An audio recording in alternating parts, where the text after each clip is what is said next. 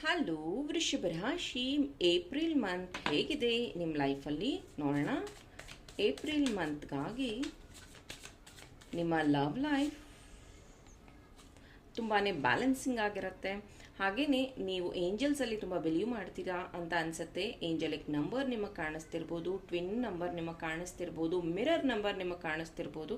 ಹಾಗೆಯೇ April ಮಂತಲ್ಲಿ Angelique ರೀಡಿಂಗ್ಸ್ನ ನೀವು ಜಾಸ್ತಿ ನೋಡ್ತಿರ್ಬೋದು. Yes, you and your partner is like soulmate connection. ಹಾಗೆಯೇ ಫೈನಾನ್ಸ್ ಹೇಗಿದೆ?